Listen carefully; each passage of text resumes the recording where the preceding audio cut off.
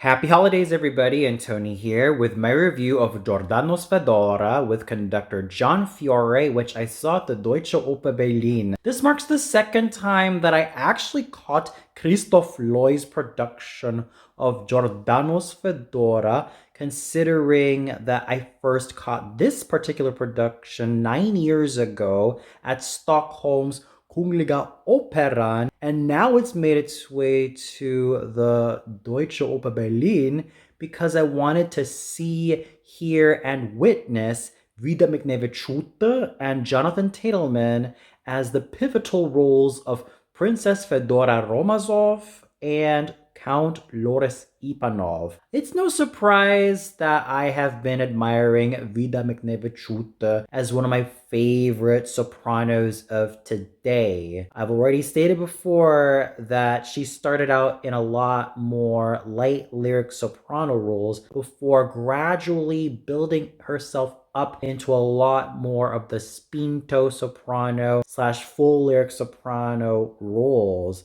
It's kind of amazing to see that she started out as the likes of Violetta from La Traviata or even Gretel and Pamina to finding herself singing the likes of Chrysothemis, Salome, and even Sieglinde from Die Walküre, and lest I forget about Elsa from Lohengrin and Elisabetta di Valois from Don Carlo, and nowadays Fedora from Giordano's Fedora. Her vocal assets are still really formidable and absolutely unbeatable. Her great assets have always remained her fabulous top, her extremely beautiful musicianship, and her overall elegant stage presence, which she managed to emit so exceedingly well to the point where I have to salute Vida Mikneviciute for her excellent portrayal of Fedora. Sure, she may not have the overall roundness that defines the likes of Maria Caniglia, Renata Tebaldi, or Maria Callas. But what I've heard in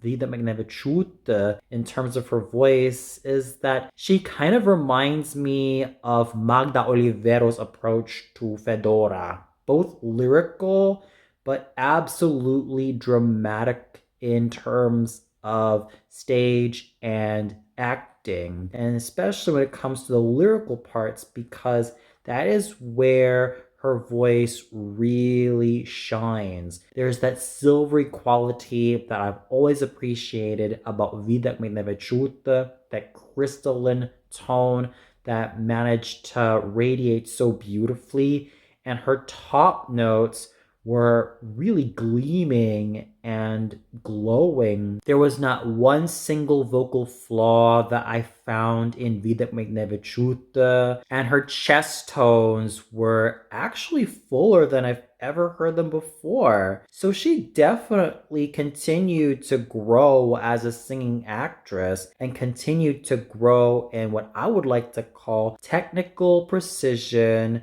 combined with wonderfully charismatic vocal acting. That is just how much of a brilliant overall performer Vida Mikneviciute was as Fedora. So I still have to salute Vida Mikneviciute for such an outstanding job as Fedora. And here's also hoping that she continues to stay as strong and formidable as ever as a singing actress, who should also remain cognizant about the role she's taking in, because that is a gleaming, crystalline, and piercing as well as wonderfully present voice that she possesses, and I do not want to hear it fade away. That is an amazing asset that she has, and here's also hoping that she continues to remain as strong, beautiful, and as brilliant as ever. Jonathan Tetelman actually succeeded my own expectations. At first, I was quite doubtful for him because I was not sure how his natural full lyric tenor voice was going to last as Loris Ipanov, because I do prefer prefer the more round, virile, and sturdier voices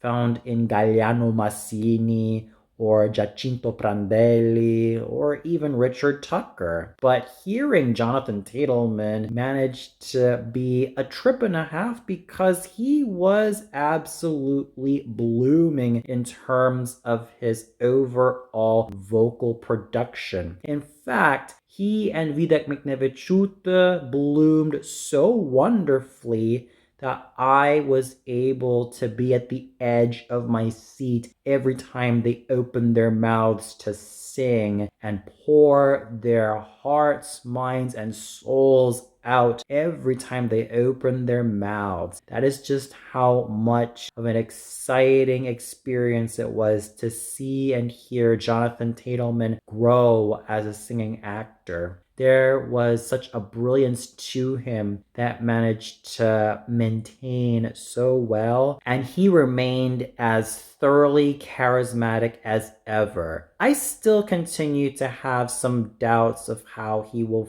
fare in the bigger, more dramatic repertoire because, as I've always argued, Jonathan Tetelman is a natural full lyric tenor who should actually continue to sing the likes of Werther or Hoffmann or Rodolfo or all of these wonderful full lyric tenor roles and not really have a go at the likes of Radames or Cavaradossi to some extent, or even something as beefy as Loris Ipanov. Regardless of some of my skepticisms about Jonathan Tetelman tackling the meteor roles, I still have to give him a good amount of credit for his charisma as well as his overall virile charm at making this role work really well for him. He and Vida Mikneviciute not only looked fantastic together, but they sounded absolutely brilliant together, attacking their high notes with full abandon and singing the absolute heck out of their roles. Bottom notes, middle notes, top notes, and all. So I have to give it up for Jonathan Tetelman for providing the audience as well as the listeners with wonderful vocal prowess as well as a lot of amazing endurance from beginning to end. Yulia Muzyczenko was thoroughly creamy toned and absolutely gorgeous and fun as Countess Olga Sukarev. Her trademark lyric colorature soprano voice had that lovely creaminess about it. And I should know because I first heard her about 2 years ago live as Gilda from Verdi's Rigoletto, also at the Deutsche Oper Berlin. And she continues to grow with wonderful stateliness as well as a whole lot of charm that she uses to her fullest advantage. She managed to spin her voice so well with elegance and wonder and charm and beauty that I was finding myself eating out of the palms of her hands as Olga Sukarev. She managed to sing the role so well, and I do also hope that she continues to develop her chest tones because while she has those brilliant high notes, especially that high D, which she was able to launch with full abandon, I still hope that she continues to take advantage of her coordinated chest tones and really make sure that her voice grows not only from the top, but also from the bottom. Regardless, I still have to give Yulia Muzyczenko a whole lot of credit for what she was able to accomplish as Countess Olga Sukarev.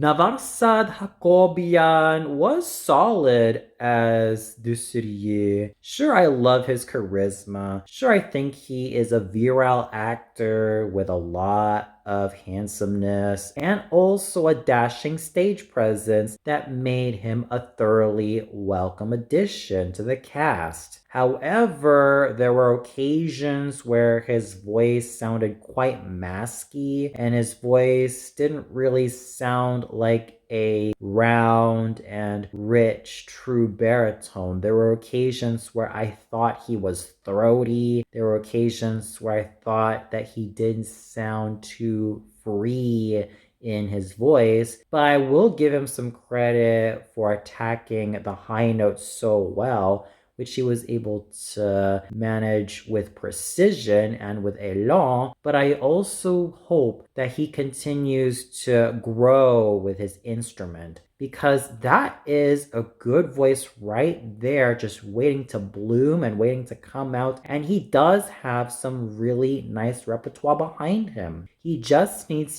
to get rid of that throatiness, sing a lot more freely, and really not given to mask singing, because as I stated before, he's got a lot of wonderful material. He's got a voice that really can grow in the right direction. And I also hope that he continues to take fuller advantage of the growth that he can have, as well as be inspired by a lot of the great dramatic baritones of the past, such as Ettore Bastianini or Cornell McNeil, Tito Gobbi, or even my personal favorite, Gian Giacomo Guelfi, or if I want someone a little bit more lyrical, Piero Cappuccilli, or even Peter Glossop, and even Cheryl Mills. Those would definitely be good role models for Navasard Hakobian to follow. Nevertheless, I still think he is a charismatic stage actor, but he just needs to keep on developing his voice so that it could grow in a lot more vocal clarity as well as in presence. And for goodness sakes, eliminate that throatiness and sing a lot more pharyngally. Ariana Manganello was a lovely and charming Dimitri who was able to take full advantage of her chest tones and coordinated chest tones, thus creating such a beautiful sensation for this particular role. Matthew Pena was absolutely dashing, charming, and handsome as Desiree, all thanks to using his light lyric tenor voice to make it shine and radiate throughout the theater with beautiful musicianship and a whole lot of handsomeness to boot. Michael Domovsky was dashing, charming, handsome, and thoroughly brilliant as Baron Nerouvel, who was able to take great advantage of his light lyric tenor voice and also make it shine so radiantly as well as pleasingly, thus creating such a voice that is pleasant to the ears. Artur Garbas definitely stole the show as the carriage driver, Cirillo, all thanks to his trademark baritone voice, which was round, rich, handsome, and managed to be just like dark chocolate flowing out of his mouth.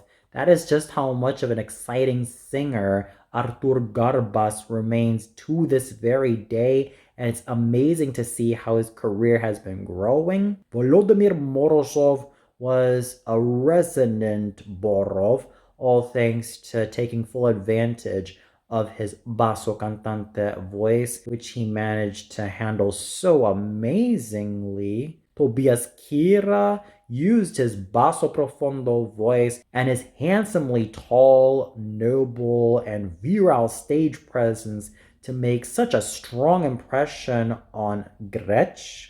Michael Bachtatze was a handsomely charismatic Lorek, and yes, although his voice might be an acquired taste, he is still a fine, dashing, and handsome vocal actor who managed to take full advantage of this character role. Francois Bader was really lovely as the little Savoyard, using his boy soprano voice to just sing his solo so lovingly and so tenderly. Benjamin Dickerson was a sufficiently handsome Nicola, and there was also the pleasure of having Chris Reynolds portray the role of Bolesław Latzinski, the pianist, all thanks to his dashing stage presence, as well as his superb piano playing skills, as well as the fine acting performances of Simon Grünberg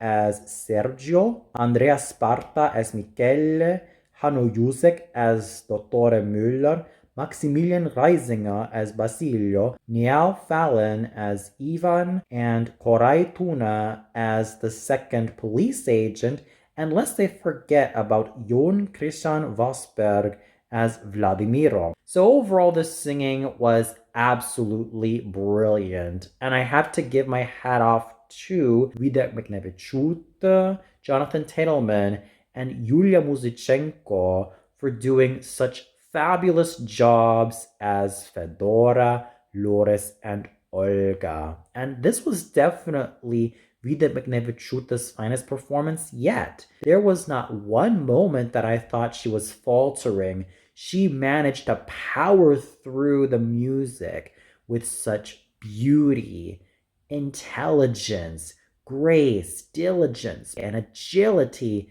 that I was practically on cloud nine when Madama Mikneviciute embodied Fedora, complete with womanly femininity and a whole lot of excellence. That is just how much I loved her in this role. Jonathan Tetelman was also a laudably credible singing actor who managed to make the role of Loris Ipanov surprisingly his own. And I have to give it to Yulia Muzichenko for doing such a fabulous job as Olga Sukarev, and Navasad Hakobian. He is definitely a fine stage actor, all thanks to his amazing stage presence, but he has to find a way to not make his voice sound throaty and ensure that his voice grows pharyngally. The performance is also done from Michael Bakhtadze to Tobias Kira to Ariana Manganello to even Chris Reynolds, and everybody who supported in this particular production were all thoroughly wonderful in their own special ways. But when all is said and done, I have to give it to Vida Mikneviciute and Jonathan Tetelman for doing such fabulous jobs as the pivotal duo. The conducting done by John Fiore was absolutely bold, beautiful, and pretty exciting all around. He knew how to find nuances in the text and the score to make the music come alive. He managed to make me, as the audience member, thoroughly engaged with everything that's going on. And he definitely whipped up that orchestra into great shape. And of course, the chorus and the orchestra of the Deutsche Oper Berlin were absolutely fabulous, as they've always been, especially when they bolstered all of the singers and all the performers. Vida Mikneviciute definitely was the shining star as Fedora. Her absolutely amazing crystalline tone that managed to radiate throughout the theater, as well as her mastery of drama, managed to make her thoroughly wonderful in the title role of Fedora. Jonathan Tetelman was also laudable as Loris Ipanov, but ultimately, this was Vida Mikneviciute's evening for absolutely fabulous singing. And for those of you who caught Giordano's Fedora at the Deutsche Oper Berlin, what'd you think of it? Did you feel that Vida Mikneviciute was absolutely amazing as Fedora? Did you also feel that Jonathan Tetelman managed to complement her so well as Loris Ipanov? Did you feel that Yulia Muzichenko stole the show as Olga Sukarev or Navarsad Hakobian? Was there another singer that you particularly loved? Or did you feel like the singing was not really to your liking? Please let me know in the comments below. Well, that's it for my review of Giordano's Fedora at the Deutsche Oper Berlin. Tune in tomorrow for hopefully my review of Mozart's Le Nozze di Figaro, also at the Deutsche Oper Berlin. So until then, happy holidays, everybody!